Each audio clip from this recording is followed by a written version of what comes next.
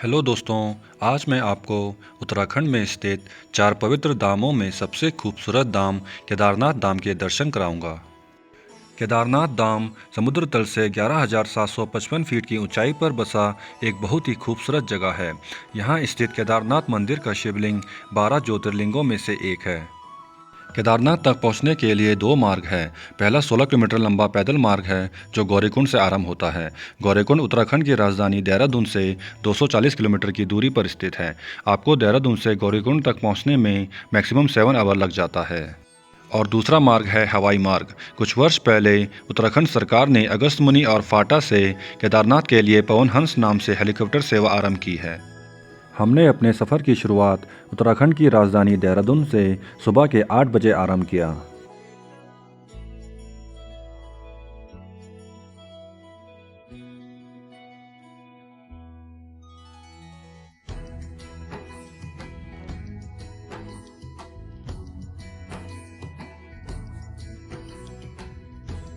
हमें देहरादून से सोनप्रयाग पहुंचने में 8 घंटे लग गए थे।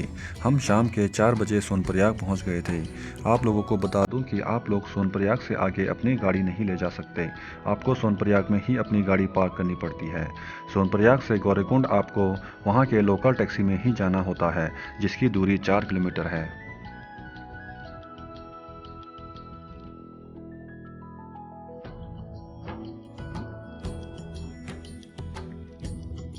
फाइनली गौरीकुंड पहुंचने के बाद हमने अपना पैदल सफ़र शुरू किया। गौरीकुंड से अब हमें 16 किलोमीटर का पैदल रास्ता तय करना होगा। आप गौरीकुंड से अपनी ज़रूरत का सामान खरीद सकते हो। गौरीकुंड में लॉकर की सुविधा भी है, जहां आप अपना सामान जिसे ट्रैक पर कैरी नहीं करना है उसे लॉकर में रख सकते हो।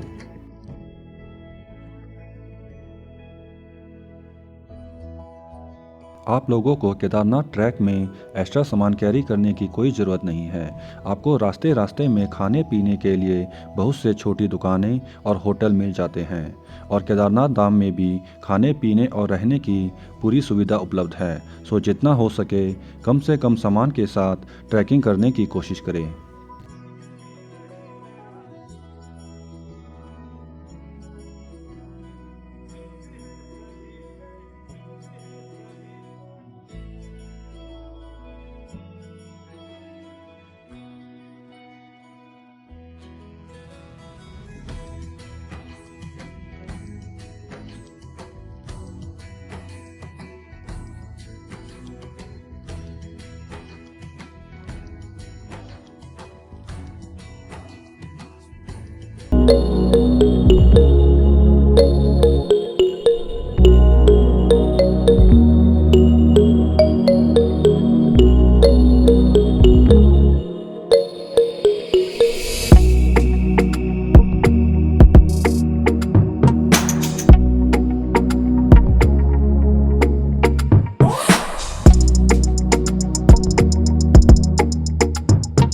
अगर आप फिजिकली फिट नहीं हो तो आप खच्चरों में बैठकर भी केदारनाथ धाम की यात्रा कर सकते हो, लेकिन इसके लिए आपको 4 से 5 हज़ार तक खर्चा करना पड़ सकता है।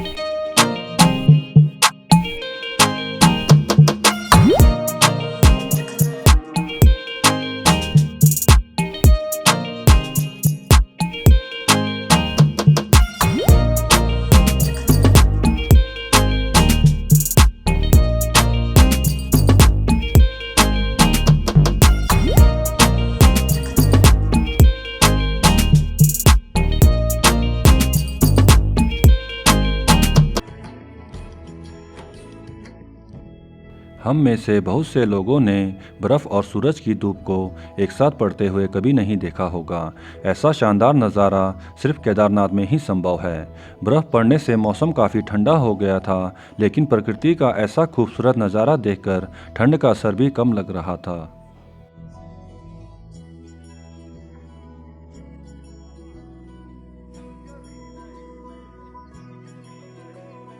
केदारनाथ जाते वक्त आपको रास्ते में बहुत से बड़े बड़े ग्लेशियर देखने को मिलते हैं, जो 12 महीने ऐसे ही जमे रहते हैं।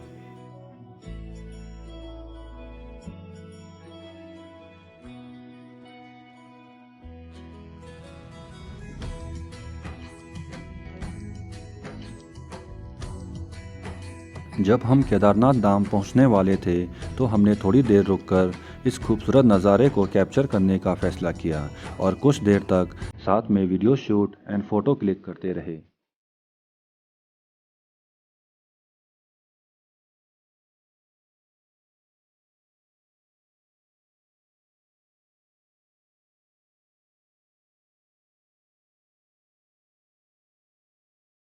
और फाइनली हमें केदारनाथ की झलक दिखनी शुरू हो गई। आप लोग भी यहाँ से केदारनाथ धाम को देख पा रहे होंगे। यहाँ से केदारनाथ 1 किलोमीटर की दूरी पर है। अभी शाम के 5 बज रहे हैं, सो हम केदारनाथ पहुंचकर पहले केदारनाथ मंदिर जाएंगे, फिर अपने लिए रात को ठहरने के लिए होटल की व्यवस्था करेंगे। आप लोगों को बता दूं कि केदारनाथ मंदिर में रोज़ 6:30 बजे से आरती होती है, सो हम होटल में थोड़ी देर रेस्ट करने के बाद शाम की आरती देखने के लिए मंदिर जाएंगे। और ये फाइनली 16 किलोमीटर चलने के बाद हम केदारनाथ धाम पहुंच गए हैं। आप लोग भी केदारनाथ मंदिर के दर्शन कर पा रहे होंगे। किसी ने सच ही कहा है कि केदारनाथ मंदिर को देखकर आपकी सारी थकान दूर हो जाती है।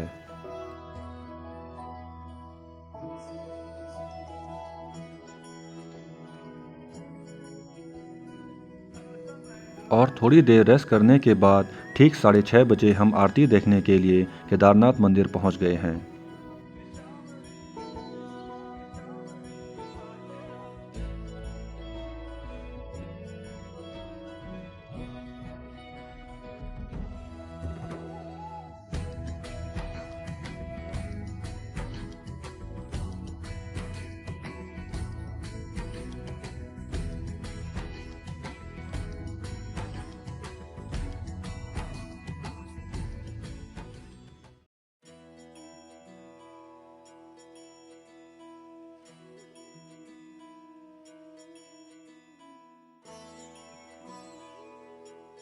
आरती खत्म होने के बाद हमने रात का भोजन किया, फिर अपने होटल में रेस्ट करने के लिए चले गए।